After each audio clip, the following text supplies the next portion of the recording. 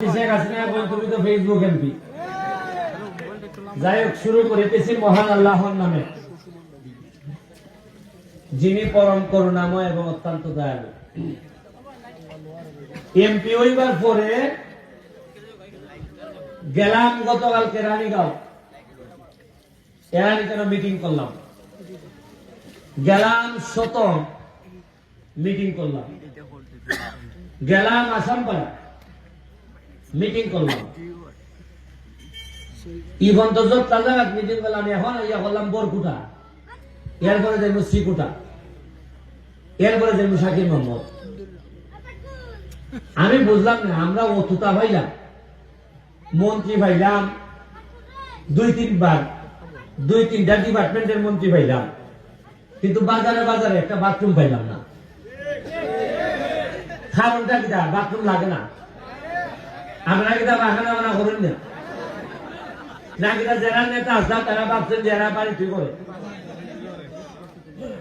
এর সে আশ্চর্যজনক কুত্তা হয়নি যে প্রতিটা বাজার, আচ্ছা পানি না হয় 1 টাকা মনে করলাম, 1 টাকা ধরবা।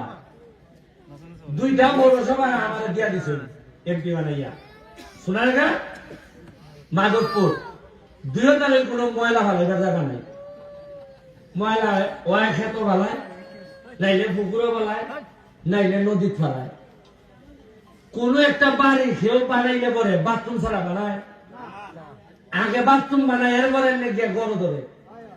একটা জায়গা পাইলাম বাবারে আমার এই কনস্টিটিউয়েন্সি, এরা বাড়ি উনি বানাইয়া বছর 10 করে গেছে বাথরুম করে বাইরের মন্দির গিয়া। নাইলে এখানে 40 বছরের ময়লা আমার ভালো ক্লিয়ার করে এই ময়লার মধ্যে ভারী ডুব গিয়া।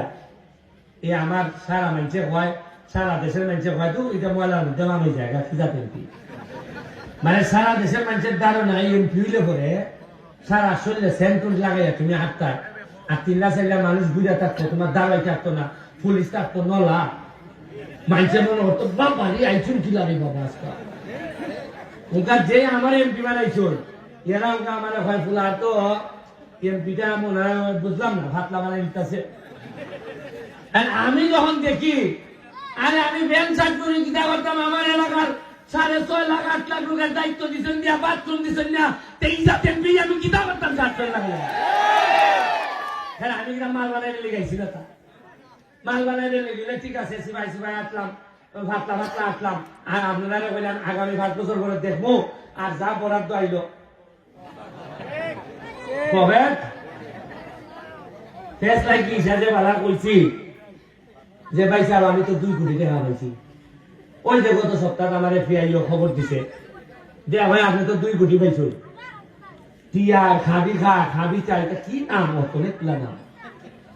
আমি বললাম একটা জিনিস পরিষ্কার, আমি ফেসবুকে জানাই দিলাম যে 2 কোটি পাইছি, 1 কোটি মাধবপুর, 1 কোটি সোনাগাঁও, কিলাইতে হানি তাই। তবে যার ইচ্ছা দিব আমি, তবে খান দেখাইতে যাইবা হইতো না। আমার সূত্র যদি হোক আও দিয়া দিব, কিন্তু খালি কাগজপত্রে আর খান নাই ওইতো না হয়েছে। কারণ আমি নির্বাচনের আগেও হয়েছে, নির্বাচনের পরেও হইতাছি।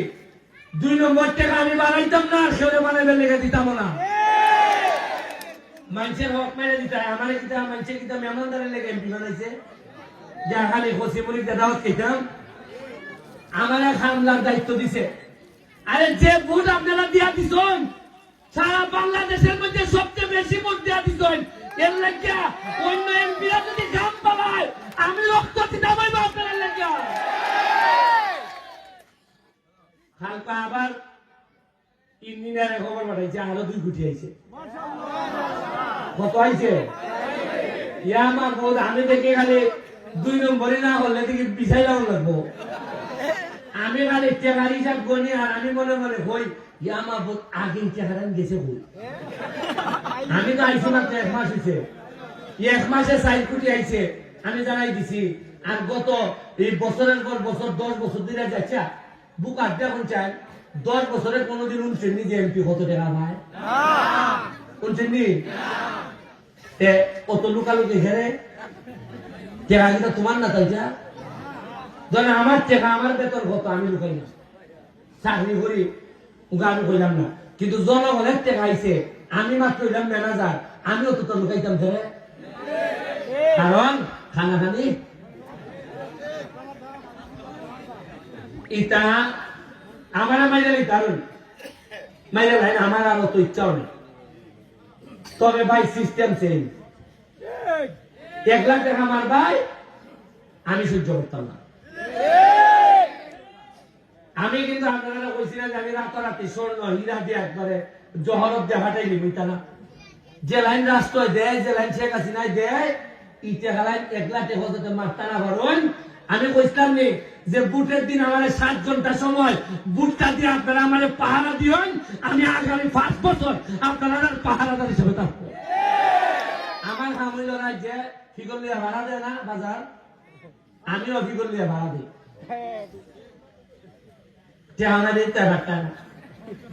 আর আমার সাথে যারা দাবি করবেন আমি ওসিরে হইয়া দিছি, গিয়া যদি সেও খালি দাবি করবেন যে ভাই সাহেব আমি কিন্তু ব্যারিস্টার সুমনের লোক, সাথে সাথে বেঁধে দিবেন।